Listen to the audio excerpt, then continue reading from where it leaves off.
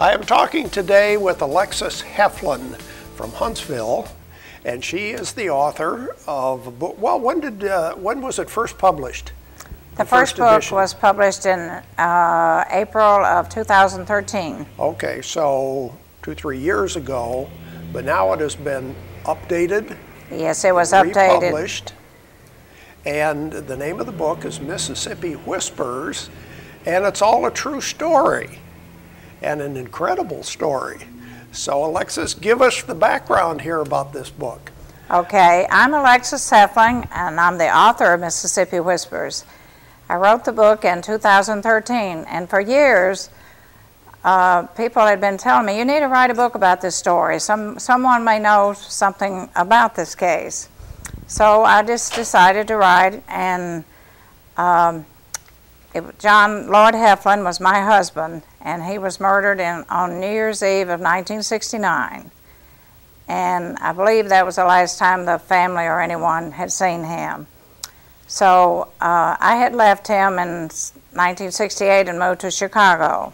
He was a very good person, very good father. He got to where he wasn't coming home, so the reason for me leaving to Chicago was to get away.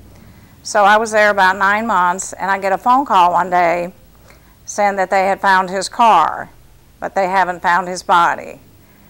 So it was reported as a missing person file, and time went on, and I would call the deputy sheriff in Starkville, where we lived at that time, and they would never have an answer. It just seemed like there was no answer to anything. Many calls were made, and I would never get anywhere. So time went on, and I'm working 2 jobs in Chicago to support my 2 sons, John and Rick. And as time went on, never heard anything. So I had a lawyer in Chicago, and can't remember, Peter Grometer was his name. So he said, you know, the only thing we can do is if we haven't got any evidence in 7 years, we can get a death certificate on John. He said, maybe you can get some help from Social Security. So 7 years went by, we still hadn't got any evidence. So they gave me a death certificate. I believe it was December 31st, 1977. So I tried for benefits, and they said with no, even though they had evidence he was missing, there was no evidence of a body, so therefore we couldn't get Social Security benefits. So I worked my 2 jobs, and we took along, and we did fine. So I kept calling and trying to see if there was any information, and it was just nothing every time I would call. Haven't heard a thing. So in 2010, I went to Jackson, Mississippi, because people were encouraging me to write the book. So I think the investigator was Raymond Delk at that time. So I went down, and my husband's nephew lived right outside of Jackson. I think it was Laurel, Mississippi.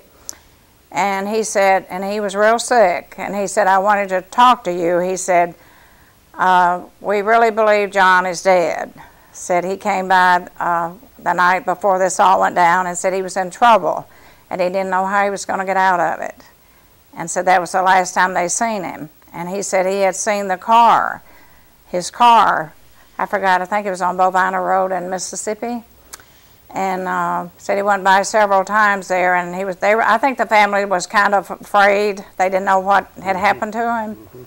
So nothing was really ever done about it. So in 2010 is when he called me, and we went to see the FBI in Mississippi, Jackson.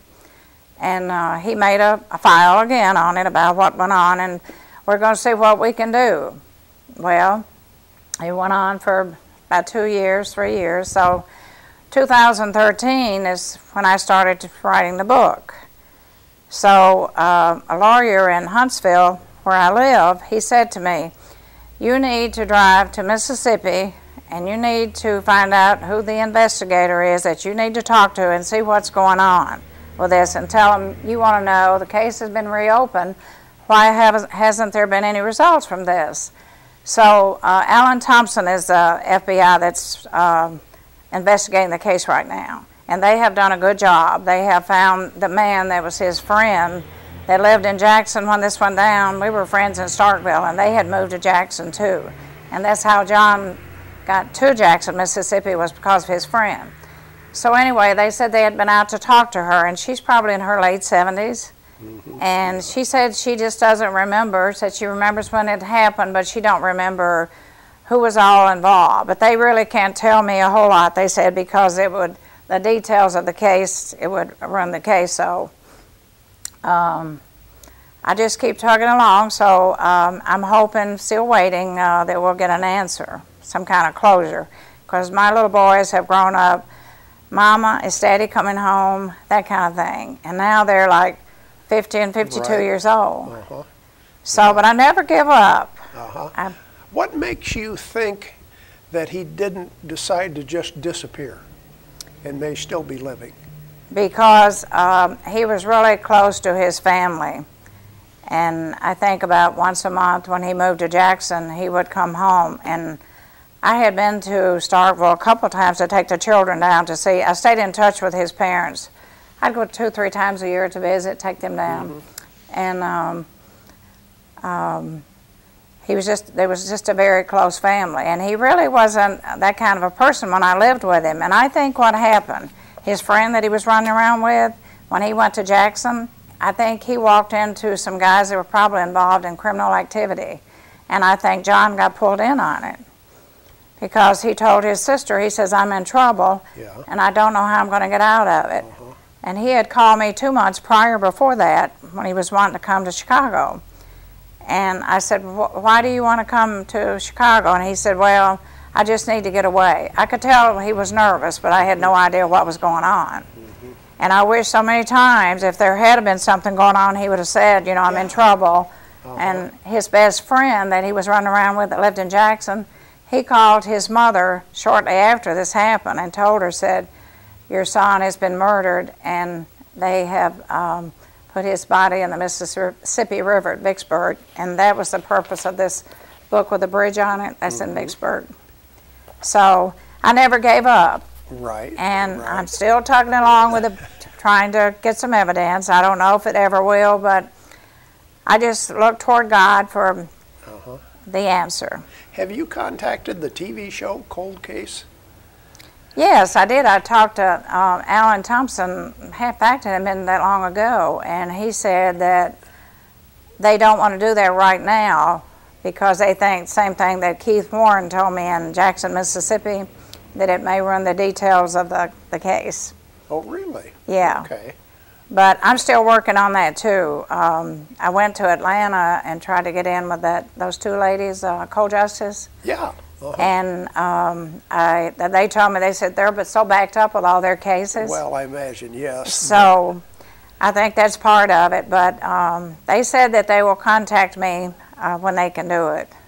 But I've been to Oxford, I've been to Starkville, I've been several places, and this book alone in Huntsville, Alabama, I have probably sold 4,000. But as I said, we need to get the book out in Mississippi.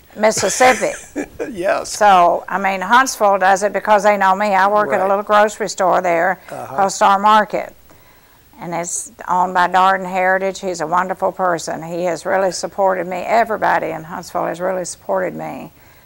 But when I talked to Alan Thompson, he said the last time in Batesville, he said, we need to get the book out in the media. So that's where I'm trying to, I think sometime the end of May, I'm going to New York, to the Okita Castle. And I'm going to do a talk show there, and then I'm going to Beverly Hills after that. So I'm going to try to get it out, get the word to spread, but it needs to be, I think, in Mississippi, in Jackson. So I plan to go to Jackson, Mississippi again. In fact, I'm working on that right now. I'm going to go to a bookstore. I'm thinking about doing a billboard about it. I don't know if I'm going to, get an answer, but it's worth a try. Well, sure. How about your husband's family? Is anybody interested enough to help you? Well, I think when this all went down, I think their family was afraid. They didn't, because they got a phone call that they better not say anything because, they were warned.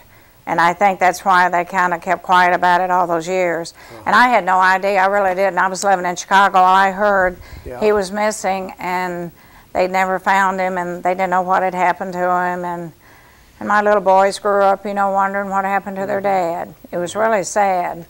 So, well, do you feel that the FBI has some information that I mean, they told you we can't give you a lot of information, which kind of surprises me, but what do you think that they might have? Well, this is what bothers me, is when we went to Jackson, Mississippi in 2014, I believe it was, I talked to Warren Swain, and I asked him, I said, can you give us any details at all, what you guys have about this? And same thing again, you know, we can't tell you that. Right now we can't tell you that. But he was living at the Baker's Motel. He had been seeing this woman named Hannah Jo, what was her last name? I can't remember, Allred. And this is another thing I don't understand. She was still living in Jackson, Mississippi, and I knew this. I knew when I was living in Chicago before this all went down that they were having an affair. Well, I shouldn't say having an affair because we were separated, but anyway, I had called them, Jackson, the FBI there, and I said, have you checked to see about talking to Hannah Jo? I said, she lives in Jackson. And they would say, well, we've looked, and I gave them an address, where one of the family gave me an address, and they said, well, we went there, and they said they don't know anybody that lives there.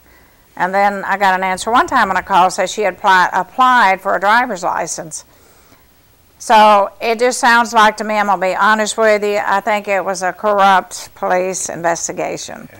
I think something went down. He may have been set up with some kind of criminal activity they may have been involved in, and the family had told me that they heard that there was a bank robbery in somewhere, I don't know if it was Vicksburg or Jackson, and that he was a getaway driver. And that police had stopped him, and he had to tell, she said that they had heard that. So I don't know if that's true. I've just heard many rumors. It's incredible to think that you could hide a body this many years. And I have talked to the FBI. I said, well, you know, it's been so many years ago. It's been, what, 47 years ago? Mm-hmm. I said, even if you look for him, what would you find that you could identify? And he said, we have your two sons. He says, back then, we didn't. DNA. Yeah, DNA. And he said, today is a little different world than back then. He said, if we could just find some dental work, a little tiny piece of bone, he said we could identify. And I really believe the guys are really nice. Alan Thompson and I can't think of the other guy that are working on the case. Because occasionally he will call me and he said, just touching base with you, tell and let you know that we're still working on your case. We haven't forgot about you. He said, we're not giving up. Uh-huh. And it's just, I don't know what, I really don't know what the answer is. Right. Yeah. But I do know that if John was alive, the type of person he was, he would have been to see his family. He loved his little boys. Yeah. And I think he liked me. He just wanted, like most men that run around that are married, he wanted his cake and eat it too. Where can we get the book? I have some with me. Okay, okay. But is it available at local bookstores? Do people need to order it through Amazon or something like that? It's on Amazon, and it's on Books A Million and Archway, division of Simon & Schuster. This one, you can get it there. Okay. But I sell them, I keep them on hand all the time. Okay. But you could go to Books A Million. If they don't have it in stock, they can order it, I know. Oh, yeah, yeah. So, and Amazon has it. And also Archway, you could get it on their line, too. All right. Okay. So. What an incredible story. I hope you find the answer. I know. It's just amazing that it's been so long ago. And I feel sorry, and you know, when you have children, you probably know, when you have children, there's a place in your heart, you know, for their dad. And I keep thinking, well, you know, something's got to give here. So, and I talked to Alan Thompson, he says, don't give up. He says, we're still working on it. So he gives me hope. Very good. So, well, we have been talking to Alexis Heflin, and the name of the book is Mississippi Whispers. Thank you, Alexis. Thank you for having me on your show. I appreciate it. Okay, good job.